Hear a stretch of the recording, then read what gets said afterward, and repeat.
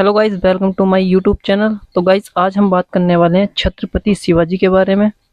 शिवाजी शासक के साथ साथ मातृभक्त भी थे, जिन्होंने अपनी माता के लिए मराठा साम्राज्य खड़ा किया। भारतीय इतिहास के महान पुरुषों में शिवाजी का नाम प्रमुख है। शिवाजी जीवन भर अपने समकालीन शासकों के अन्याय और अत्याचार के विरुद्ध संघर्ष करते रहे हैं।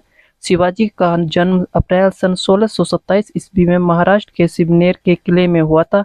इनके पिताजी का नाम शाहजी और माता का नाम जीजाबाई था। शाहजी पहले अहमदनगर की सेना में सैनिक थे। वहां रहकर शाहजी ने बड़ी उन्नति की और वे प्रमुख सेनापति बन गए। कुछ समय बाद शाहजी ने बीजापुर के सुल्तान के यहाँ नौकरी कर ली।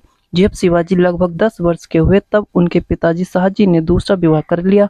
अब शिवाजी अपनी माता के साथ दादाजी कोणदेव के संरक्षण में पुणे रहने लगे। जीजाबाई धार्मिक प्रवृत्ति की महिला थी। उन्होंने बड़ी कुशलता से शिवाजी की शिक्षा दीक्षा का प्रबंध किया। दादाजी कोणदेव के देख रेख में शिवाजी को सैनिक शिक्षा मिली और वे घुड़सवारी, अस्त्र शस्त्र के प्रयोग तथा अन्य सैनिक कार्यों में शीघ्र ही निपुण हो गए। वे पढ़ना लिखना तो अधिक नहीं सीख सके, परंतु अपनी माता से रामायण, महाभारत तथा पुराणों की कहानियां सुनकर उन्होंने हिंदू धर्म और भारतीय संस्कृति का अच्छा ज्ञान प्राप्त कर लिया। माता ने शिवाजी के मन में देश प्रेम की भावना जागृत की। शिवाजी को वीरों की साहस भरी कहानियां सुनाती थी। बचपन में ही शिवाजी निडर व्यक्ति थे। शिवाजी सभी धर्मों के संतों के प्रवचन बड़ी श्रद्धा से सुनते थे। संत रामदास को उन्होंने अपना गुरु बनाया। गुरु पर पूरा विश्वास था और राजनीतिक समस्याओं के समाधान में वे भी अपने गुरु की राय लिया करते थे। शिवाजी को अपना मार्ग स्वयं बनाना था। मावल प्रदेश के साहसी नवयुवकों की सहायता से शिवाजी ने आसपास के किलों पर अधिकार करना प्रारंभ कर दिया।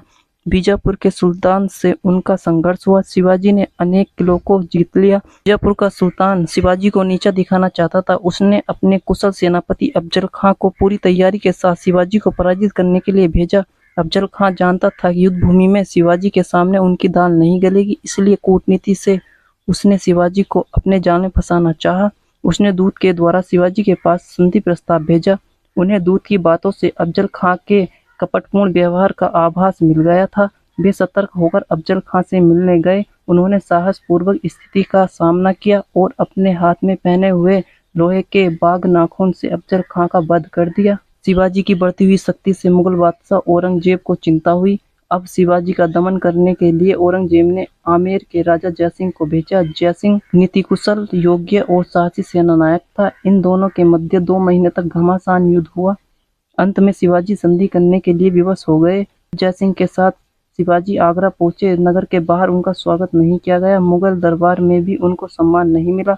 स्वाभिमानी शिवाजी यह अपमान सहन न कर सके। वे मुगल सम्राट की अवहेलना करने लगे और दरबार से चले गए। औरंगजेब ने उनके महल के चारों ओर पहरा बैठाकर उनको कैद कर लिया। वह शिवाजी का वध करने की योजना बना रहा था। इसी समय शिवाजी ने बीमार हो जाने की घोषणा की। वे ब्राह्मणों और साधु संतों को मिठाइयों की टोकरियां भिजवाने लगे। बहगी में रखी एक टोकरी में स्वयं बैठकर वे आगरा नगर से बाहर निकल गए और कुछ समय बाद अपनी राजधानी रायगढ़ पहुंच गए। शिवाजी के भाग निकलने का औरंगजेब को जीवन भर पछतावा रहा। शिवाजी को अपनी सैन्य शक्ति का पुनः गठन करने के लिए समय की आवश्यकता थी। उन्होंने मुगलों से संधि करने में हित समझा। दक्षिण के सूबेदार राजा जयसिंह की मृत्यु हो चुकी थी और उनके स्थान पर शहजादा मुअज्जम दक्षिण का सूबेदार था।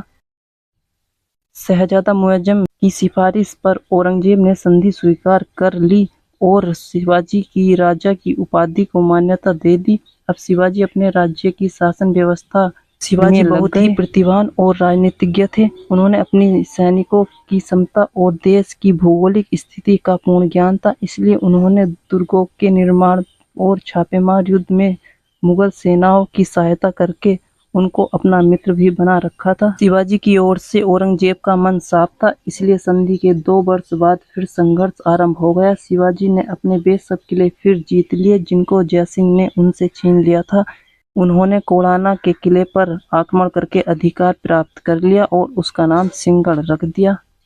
शिवाजी ने सूरत पर छापा मारा और बहुत सी संपत्ति प्राप्त की। इस प्रकार प्राप्त संपत्ति का कुछ भाग तो वे उदारता से अपने सैनिकों में बांट देते थे और शेष के संगठन प्रजा के हित कार्य में खर्च करते थे। शिवाजी परिस्थिति को देखकर अपनी रणनीति बनाते थे, इसलिए उनकी विजय होती थी। अब शिवाजी महाराष्ट्र के विस्तृत क्षेत्र के स्वतंत्र शासक बन गए और सन 1674 में बड़ी धूमधाम से उनका राज्याभिषेक हुआ। उसी समय उन्होंने छत्रपति की पदवी धारण कर ली। शिवाजी सभी धर्मों का सम्मान आदर करते थे। राज्य के पदों के विवरण में भी कोई भेदभाव नहीं था। उनके राज्य में स्त्री का बड़ा सम्मान किया जाता था। युद्ध में यदि शत्रु पक्षी कोई महिला उनके अधिकार में आ जाती तो उनका सम्मान पूर्वक उनको माता पिता के पास पहुंचा देते थे। अत्याचार के दमन को वे अपना कर्तव्य समझते थे, इसलिए सेना संगठन को विशेष महत्व देते थे। सैनिकों की सुख सुविधा का वे विशेष ध्यान रखते थे। शिवाजी के राज्य में अपराधी को दंड अवश्य मिलता था। जब उनका पुत्र संभाजी अमर्यादित व्यवहार करने लगा तो उसे भी शिवाजी ने आदेश दिया कि इसको बंदी बना लिया जाए। शिवाजी ने एक स्वतंत्र राज्य की स्थापना का महान संकल्प लिया और सच्चे अर्थों में शिवाजी एक महान राष्ट्र निर्माता थे। उन्हीं के पद चिन्हों पर चलकर पेशवा ने भारत में मराठा शक्ति और प्रभाव का विस्तार कर शिवाजी के स्वप्न को साकार किया। शिवाजी की मृत्यु 3 अप्रैल 1680 को रायगढ़ के किले में हुई थी। कुछ इतिहासकारों का मानना है कि शिवाजी महाराज की मृत्यु तबीयत खराब होने से हुई थी।